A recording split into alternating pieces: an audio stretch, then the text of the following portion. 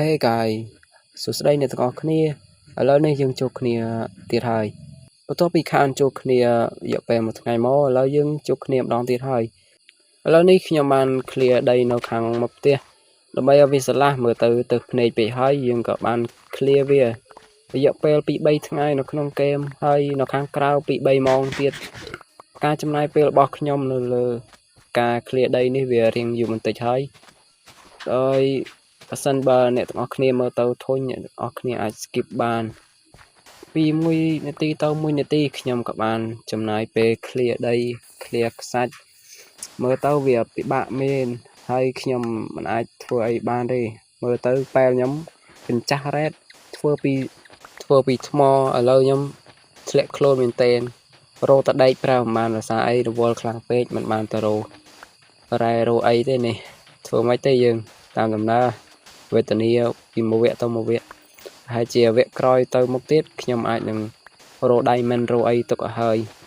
ហើយការរោដៃមិនរបស់ខ្ញុំប្រហែលជាមិនបានថត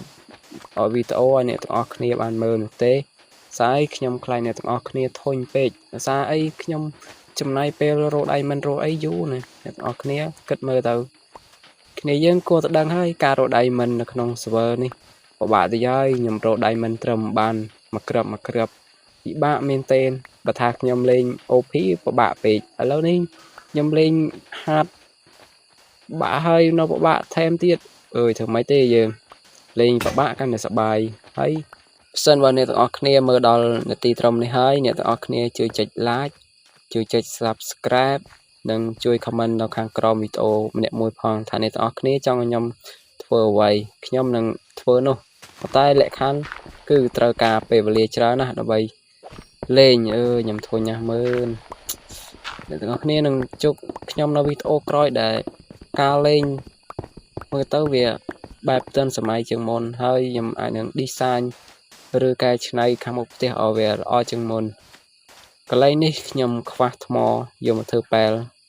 ក៏បានជីកថ្មខាងក្រោមធ្វើម៉េចវេទនាណាពីមួយវគ្គទៅមួយវគ្គខ្ញុំកាន់តែធុញតន់សារអត់មានគ្នាលេងជាមួយមិត្តភ័ក្តិមិនមិត្តភ័ក្តិរវល់ពេកឥឡូវលេងតែឯងទៀតហើយថ្ងៃនេះខ្ញុំរវល់រៀនរវល់អីផង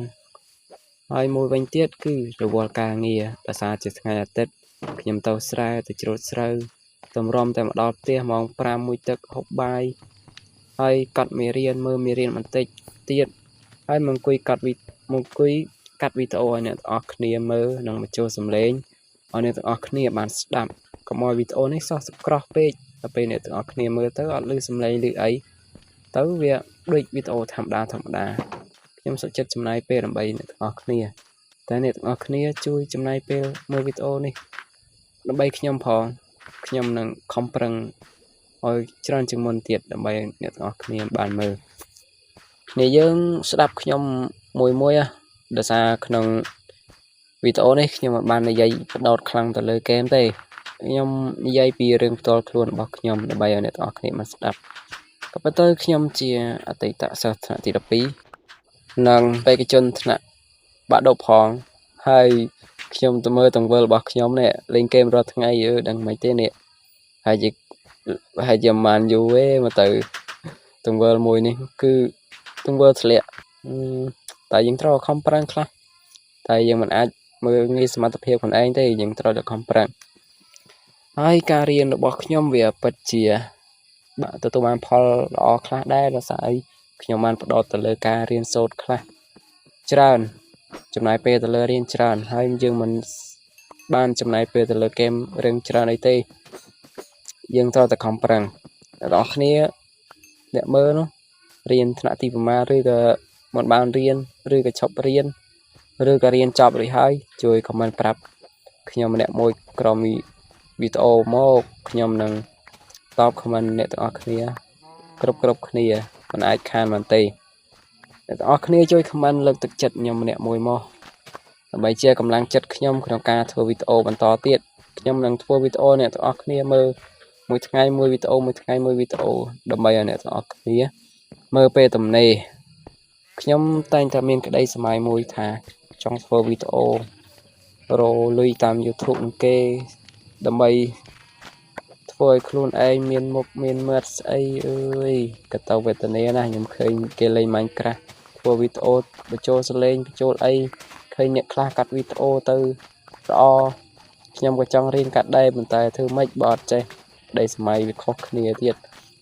ពិបាកមែនទេនឹងទៅរៀនកាត់វីដេអូពីនរណាទេនេះមកដល់នាទីត្រឹមនេះហើយអ្នកទាំងអស់គ្នាជួយចុច like subscribe និង comment ក្រោមវីដេអូមកខ្ញុំនឹងស្វាគមន៍អ្នកទាំងអស់គ្នារហូតនេះជាវីដេអូមួយដែលខ្ញុំធ្វើពិសេសសម្រាប់អ្នកទាំងអស់គ្នាហើយយើងនឹងជួបគ្នានៅវីដេអូក្រោយនិងវីដេអូបន្ទាប់ទៀតអ្នកទាំងអស់គ្នាព្រោះយើងអាចនឹងជួបគ្នាវីដេអូក្រោយជម្រាបលាអ្នកទាំងអស់គ្នាជួបគ្នានៅវីដេអូក្រោយ